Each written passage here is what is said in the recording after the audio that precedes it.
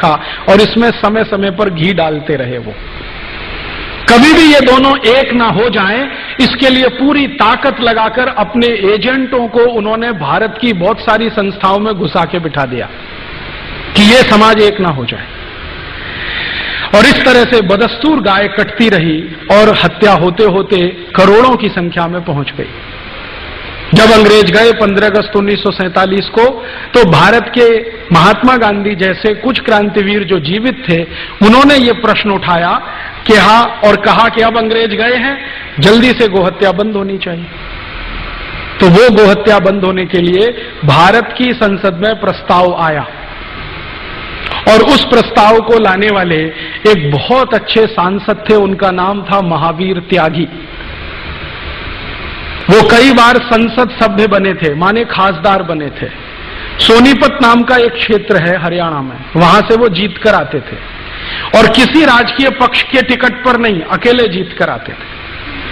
महावीर त्यागी जी के बारे में कहा जाता है कि जब वो संसद में खड़े होकर भाषण दिया करते थे तो पंडित जवाहरलाल नेहरू सारे काम छोड़कर उनका भाषण सुना करते थे, क्योंकि वो सरकार की इतनी खिंचाई करते थे तो उसका जवाब कैसे देना है संसद में, ये नेहरू जी के लिए मुश्किल हो जाता था।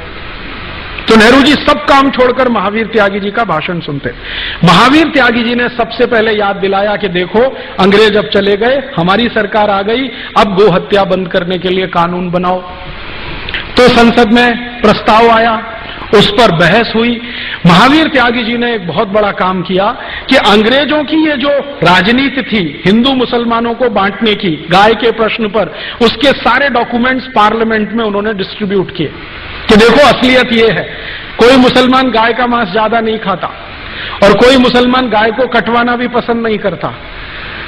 ये तो अंग्रेजों की चाल है हमको आपस में लड़ाने की और बर्बाद करने की। तो ये चाल को समझकर मुस्लिम खासदारों ने भी समर्थन किया कि हाँ, गोरक्षा होनी चाहिए। विधेयक आने का समय आया। विधेयक के समय पर आप जानते हैं संसद का नियम यह है कि बहस जब पूरी हो जाती है तो वोट लिया जाता है, कौन किसके समर्थन में है। तो इस पर वोट का समय आया। वोट के समय में एक दिन पहले यह तय हो गया था कि भारत की संसद के मैक्सिमम एमपीज, सबसे ज्यादा खासदार गोरक्षा के समर्थन में है और मुश्किल से कुछ एमपीज जिनकी संख्या 10 भी नहीं थी वो गोरक्षा के विरोध में है। तो 10 एक तरफ हैं, बाकी एक तरफ हैं, तो इसका माने प्रस्ताव पारित होना है। अगले दिन जिस दिन ये वोट के लिए आया तो पंडित नेहरू ने कहा कि मुझे कुछ कहना है वोट से पहले। क्या कहना है जी? पूरे संसद की निगाहें नेहरू जी की तरफ। नेहरू जी ने कहा कि अगर गोरक्षा का प्रस्ताव पारित हुआ तो मैं इस्तीफा दे दूंगा। ये बात मुझे इसलिए कहनी पड़ी कि मेरे दोस्त संदीप ने नेहरू जी का कोट किया है। कई बार हमें धोखा हो जाता है, चेहरा कुछ होता है, असलियत कुछ होती है। हमारे देश में अभी थोड़े दिन पहले से एक बहुत बड़ा मामला आया है सामने, बहुत गंभीर मामला है। वो अगर राजनीतिक लोग उसको थोड़ा बाजू में रख दें तो भी देश के लिए बहुत गंभीर मामला है। गंभीर मामला यह है कि रूस की खुफिया एजेंसी केजीबी के एक बहुत बड़े ऑफिसर ने एक दस्तावेज आधारित किताब लिखी है जिसमें उसने नाम लेके कोट किया है कि भारत के कौन कौन प्रधानमंत्री, कौन कौन मंत्री रूस से पैसा लेते रहे और रूस के समर्थन में इस देश में कानून बनाते रहे। उस किताब में मित्रोखिन नाम का वो ऑफिसर है, उसने लिखा है कि भारत में प्रधानमंत्रियों का मुखौटा कुछ होता है, कार्य कुछ होता है। ये बात आपको समझ में आए इसलिए मैंने सुना है कि नेहरू जी आजादी के पहले भाषण दे रहे हैं कि कत्ल खानों के सामने से गुजरता हूं तो मुझे घिन आती है, 1 मिनट में खड़ा नहीं रह सकता, चील कौए मंडराते हैं, मेरी आत्मा मुझे कचोटती है। प्रधानमंत्री बनने के बाद जब गोरक्षा का प्रस्ताव आता है तो वही नेहरू जी कहते हैं कि प्रस्ताव पारित हुआ तो मैं इस्तीफा दे दूंगा। क्यों? कारण क्या है? इस पे खोज होनी चाहिए कि आजादी के पहले एक कहा और आजादी मिलते प्रधानमंत्री बनते इस्तीफा देने लगे। अब उस जमाने में होता क्या था, नेहरू जी की धमकी के इस्तीफा दे दूंगा तो पूरी पार्लियामेंट हिल गई महावीर त्यागी को छोड़कर। क्योंकि उनके ऊपर इसका कोई असर नहीं था, क्योंकि वो कांग्रेस के टिकट पर कभी चुन के नहीं आते थे। तो जो कांग्रेस के टिकट पर चुन के आने वाले खासदार थे, उनके लिए प्रश्न खड़ा हो गया, अब क्या होगा? नेहरू जी इस्तीफा दे देंगे, सरकार चली जाएगी, पता नहीं दोबारा जीत के आएंगे कि नहीं आएंगे, मंत्रिमंडल में स्थान मिलेगा कि नहीं मिलेगा। ये होता है ना, आज भी होती है ना तकलीफ।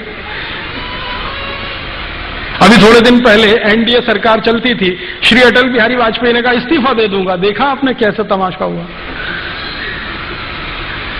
एक दिन ऐसा हुआ, श्रीमती सोनिया गांधी ने कहा मैं प्रधानमंत्री नहीं बनूंगी। आपने देखा कैसा तमाशा हुआ दिल्ली में। ऐसे ऐसे खासदार, बंदूक तमंचा, मैं अभी आत्महत्या कर लूंगा क्योंकि सोनिया गांधी हमारी वो प्रधानमंत्री नहीं बन रही है। थोड़े दिन के बाद क्या हुआ? वो वहां चले गए, वो वहां चले गए। किसी ने आत्महत्या किया क्या? सोनिया गांधी प्रधानमंत्री नहीं बनी, फिर भी किसी ने आत्महत्या किया क्या? राजनीति में चेहरे कुछ होते हैं, मुखौटे कुछ होते हैं। इतने सारे उदाहरण मैं आपको दे रहा हूं एक ही बात समझाने के लिए, मुखौटे कुछ होते हैं, चेहरे कुछ होते हैं।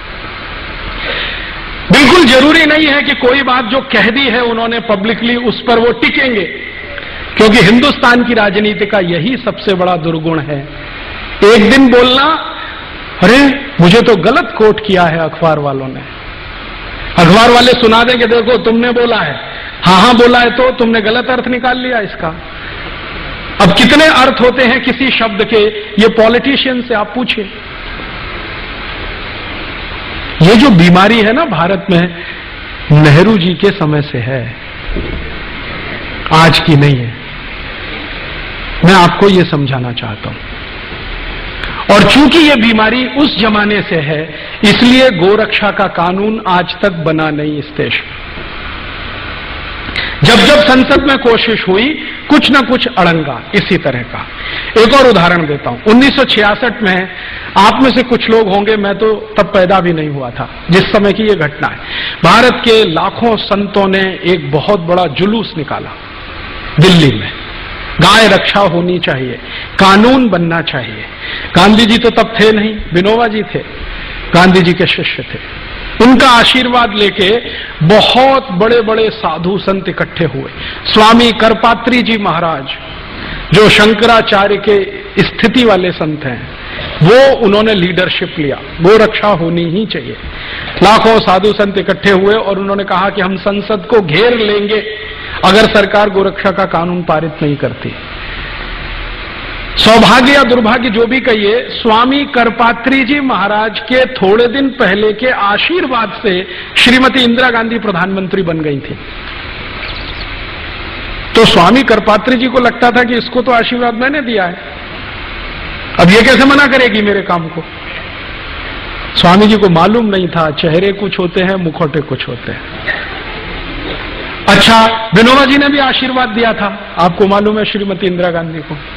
इंदिरा गांधी जब प्रधानमंत्री बनी थी तो उनकी पॉलिटिकल पोजीशन बहुत कमजोर थी। उनके सामने जो टक्कर में थे ना, वो बहुत पावरफुल लीडर थे। निजलिंगप्पा बहुत पावरफुल आदमी थे। पूरा दक्षिण भारत उनके समर्थन में खड़ा था और तय था कि ये प्राइम मिनिस्टर बनेंगे। निजलिंगप्पा को अड़ंगी लगाकर श्रीमती गांधी प्रधानमंत्री बनी थी। तो बहुत सारे संतों से आशीर्वाद लिया था, तो करपात्री जी ने भी दे दिया, विनोबा जी ने भी दे दिया। अब प्रधानमंत्री बनते ही याद दिलाया विनोबा जी ने, वो काम करो ना मेरा, वो हत्या बंद करने के लिए कानून लाओ। तो कहा बाबा अभी थोड़े दिन संभालने तो दो। तो बाबा ने कहा कितना दिन लगेगा संभालने में। तो दिन बीतते गए और करपात्री जी महाराज का धैर्य चुक गया, तो उन्होंने एक बहुत बड़ा जुलूस निकाल दिया। सरकार को घेरना है, संसद को कॉर्डन कर देना है, कोई अंदर जाएगा नहीं, कोई बाहर आएगा नहीं जब तक गोहत्या बंद नहीं होती। आप जानते हैं क्या हुआ? जिन करपात्री जी महाराज के आशीर्वाद से श्रीमती गांधी प्रधानमंत्री बनी थी, उन्हीं के ऊपर श्रीमती गांधी ने गोली चलवाई। और एक नहीं, सैकड़ों साधु उसमें मर गए। लेकिन गो हत्या नहीं रुकी, वो वैसे ही चली। उसके बाद स्वामी करपात्री जी ने, उनके शिष्य बताते हैं, मैंने कभी उनसे सीधे बात नहीं की, स्वामी करपात्री जी ने श्राप दे दिया और वो ये कहते हैं कि उसी श्राप का दुष्परिणाम है कि जिस तरह से श्रीमती गांधी ने गोलियां चलवाकर मरवाया था गोरक्षा भक्तों को, उसी तरह से श्रीमती गांधी मारी गई।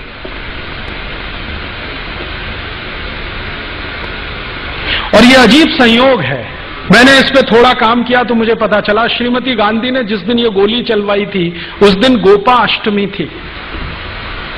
भारत में गाय के पूजन का सबसे महत्वपूर्ण दिन है गोपाष्टमी, दीपावली के कुछ दिन बाद आता है। और श्रीमती गांधी को जिस दिन गोली मारी गई वो दिन भी गोपाष्टमी थी।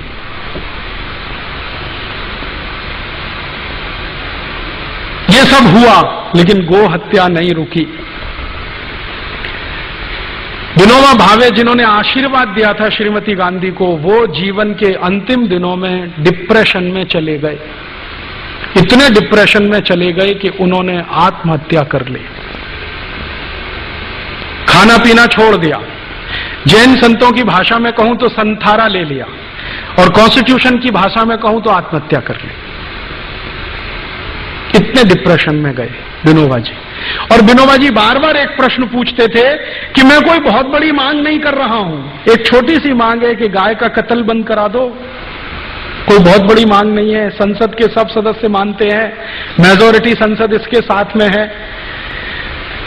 और उन्होंने कहा कि गाय का कत्ल बंद हो जाए तो ये देवनार कत्ल खाना बंद हो जाए जो मुंबई में चलता है, जिसमें 26,000 जानवर आज रोज कट रहे हैं, उस समय 11,000 कटते थे।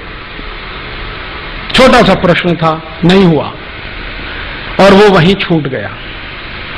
उसके बाद अभी थोड़े दिन पहले जब एनडीए सरकार आई तो बड़ी मुश्किल से एक बिल तैयार करके संसद में पेश किया गया कि गाय की हत्या तुरंत रुकनी चाहिए, कानून तुरंत बनना चाहिए। सवेरे बिल पेश किया गया, शाम को वापस ले लिया। श्रीमान अटल बिहारी वाजपेयी की सरकार ने सवेरे विधेयक पेश किया सरकार की तरफ से, शाम को वापस ले लिया, ये कहते हुए कि इस पे बाद में बहस होगी। मैं आपको ये सुनाकर क्या कहना चाहता हूं, हिंदुस्तान में गाय का कत्ल बंद हो जाए ये हमारी सद इच्छा है, लेकिन गाय का कत्ल चलता रहे उसके लिए कोई बहुत बड़ा षड्यंत्र है, वो समझना जरूरी है। हमारी तो सदिच्छा है कि गाय का कत्ल नहीं होना चाहिए, लेकिन कोई बहुत बड़ा षड्यंत्र है इस देश में जो गाय के कत्ल को लगातार चालू रखना चाहता है। जब भी संसद में इस तरह की बहस होती है कुछ ना कुछ इस तरह के सवाल खड़े हो जाते हैं। एक दिन तो मैं खुद संसद की दर्शक दीर्घा में था, उस दिन बहस हो रही थी इसी गोरक्षा के प्रश्न पर। मैं गया था कि आज देखें सांसद कौन किस समर्थन में है, कौन किस पक्ष में है। सारे सांसद एक बाजू में स्वर से बोल रहे हैं कि गोरक्षा होनी चाहिए। मुस्लिम सांसद जीएम बनात वाला ने कहा कि अगर बिल पास होता है तो पहला वोट मेरा, गोरक्षा के समर्थन में। उनके साथ दूसरे मुस्लिम सांसद खड़े हो गए, हमारी आपत्ति नहीं है, आप कानून बनाइए। अभी एक महिला खड़ी हो गई, उसका नाम है सुश्री ममता बनर्जी। उसने कहा गाय का मांस खाना मेरा मौलिक अधिकार है, उसका क्या होगा?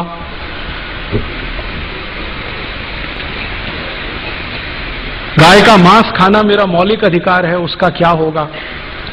और ममता बनर्जी ने सुप्रीम कोर्ट के एक डिसीजन को कोट करके बोलना शुरू किया कि कोई कसाई गाय का कत्ल करता है ये उसका मौलिक अधिकार है, उसका क्या होगा? ये सुप्रीम कोर्ट का जजमेंट है। तो मामला कहां बिल्कुल होते होते फिर फिसल गया।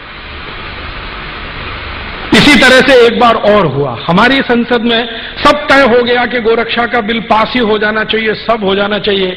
एक महामहिम भारत देश में राष्ट्रपति पद का चुनाव लड़े हुए एक व्यक्ति जी स्वेल खड़े हो गए कि मैं गाय का मांस खाता हूं, मेरा क्या होगा? तो मैंने उनको एक खत लिखा था जिसका जवाब उन्होंने नहीं दिया। मैंने कहा आप गाय का मांस खाते रहिए अपने घर में काट के, ये कत्ल खाने तो बंद होने दीजिए। आपको गाय का मांस खाना है, आप अपने घर में कत्ल करिए, काटिए, उसे खाइए। आप में हिम्मत है तो अपने घर में गाय को काटिए, खाइए। आपकी बीवी बच्चे भी आपको देखें उसको काटते हुए, खाते हुए, पड़ोसी भी देखें आपको काटते हुए, काटते हुए। और अगली बार आप राष्ट्रपति पद का चुनाव लड़ें तो सबको पता तो चले कि ऐसा व्यक्ति इस देश में राष्ट्रपति बनना चाहता है। जवाब नहीं दिया उसके बाद, क्योंकि इस तर्क में क्या बुराई है? आपको गाय का मांस खाना है, ठीक है, खाइए ना, घर में काटिए खाइए। ये कत्ल खाने क्यों चाहिए आपको? ये तो आपके मांस की सप्लाई नहीं करते, ये तो एक्सपोर्ट करते हैं सबका सब। आप खाना है तो घर में काट के खाइए। उसके बाद बंद हो जाती है सारी बहस। पिछले आजादी के 58-59 सालों में संसद में 4 बार गंभीरता से गोरक्षा पर बहस हुई है, प्रस्ताव पारित होने तक आया है, वोट करने तक नौबत आई है, लेकिन किसी न किसी कारण से वो अटकता गया है। कभी पंडित नेहरू के इस्तीफा देने की धमकी के कारण, कभी हमारे देश में सुश्री ममता बनर्जी जैसे खासदारों के ये कहने के कारण कि मैं गाय का मांस खाती हूं, मेरे मौलिक अधिकार का क्या होगा, कभी जीजी स्वेल के कारण, और कभी सवेरे विधेयक पेश किया और शाम को बहस करेंगे दोबारा, ये श्री अटल बिहारी वाजपेयी के बयान के कारण। हर बार ये हुआ है। मैंने इसको समझने की कोशिश की है कि आखिर गाय की रक्षा में ऐसा कौन सा प्रश्न है, या जानवरों की रक्षा में ऐसा कौन सा प्रश्न है जो भारत की संसद इसको होने नहीं देना चाहती।